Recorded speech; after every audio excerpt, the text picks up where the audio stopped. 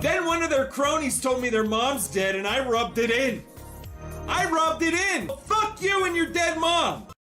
And I shall be rid of the reproaches which I am not willing to admit that I deserve. In my dream, the unreasonableness of these reproaches is demonstrated for me in the most elaborate manner. Irma's pains are not attributable to me, since she herself is to blame for them. In that she refuses to accept my solution. They do not concern me, for being as they are of an organic nature, they cannot possibly be cured by psychic treatment. Irma's sufferings are satisfactorily explained by her widowhood. Trimethylamine, a state which I cannot alter, administered by Otto, an injection of an unsuitable drug, such as I should never have administered.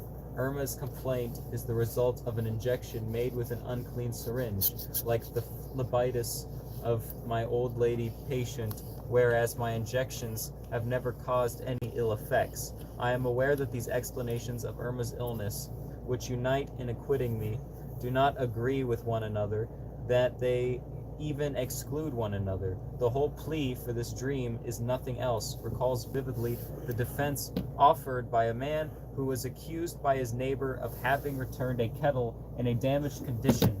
In the first place, he said he had returned the kettle undamaged. In the second place, it already had holes in it when he borrowed it. And in the third place, he had never borrowed it at all. A complicated defense, but so much the better. I'm not wearing a tie if at all. One of these three lines of defense is recognized as valid. The man must be acquitted. If the glove don't fit, you must acquit. Still, other themes play a part in the dream, and the relations to my non-responsibility for Irma's illness is not so apparent. My daughter's illness, and that of daughter, because that's who that is. With the same name, the harmfulness of cocaine, the affection of my patient, who was traveling in Egypt, concern about the health of my wife, my brother, and Dr. M, my own physical troubles, my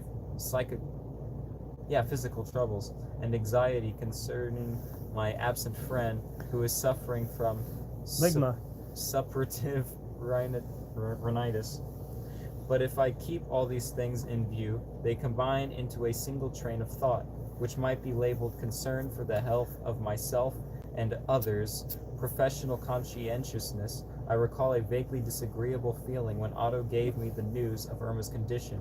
Lastly, I am inclined, after the event, to find an expression of this fleeting sensation in the train of thoughts which forms part of the dream. It is as though Otto had said to me, "You do not take your medical duties seriously enough. You are not conscientious. You do not perform that what you promise. I promise. Thereupon this train of thought placed itself at my service in order that I might give proof of my extreme conscientiousness, of my intimate concern about the health of my relatives, friends, and patients. Curiously enough, there are also some painful memories in this material which confirm the blame attached to Otto rather than my own exculpation. Exculpation. It says exculpation. Okay, exculpation. Oh, it's like exculpatory, so I guess exculpation would be the... Oh. The material is apparently impartial, but the connection between this broader material... See, the more I read, the fucking more loopy in my brain gets. On which the dream is based, and the more limited theme... The dream is pretty based. From which emerges the wish to be innocent of Irma's illness. It's nevertheless unmistakable. I do not wish to assert that I have entirely revealed the meaning of the dream, or that my interpretation is flawless. I could still spend much time upon it. I could draw further explanations from it, and discuss further problems which it seems to propound.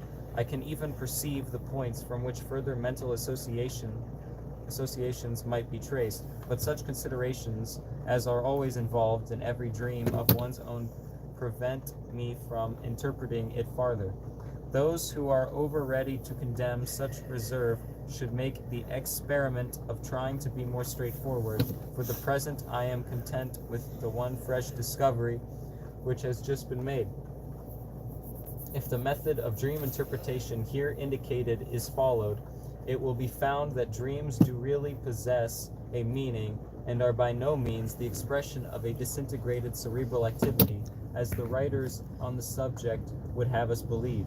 When the work of interpretation has been completed, the dream can be recognized. It's funny you mentioned that, Ethan, because Edgar asks me about that fucking movie all the time. What is it? He's like, have you guys seen Where the Dead Go to Die? Oh, yeah. Edgar fucking brings that movie up all the time. Yeah, but it's actually Ethan who told me about it in the first place. Oh. But that was the end of chapter 2. All right, shall we wrap this up in a neat... So chapter 3? No, chapter 2, you're right. Yeah, chapter 2. We did 2 chapters. Shall we wrap this up in a neat little package? Yeah. All right. Someone by the name of Rabid Waffles, who I actually know about because I did a video responding to one of their videos 2 years back, which we will explain later. They comment, Valerie Flowers is the best YouTuber. I'm his biggest fan. He really entertains me with his videos. What a guy. Hilarious and original. Hilarious and original.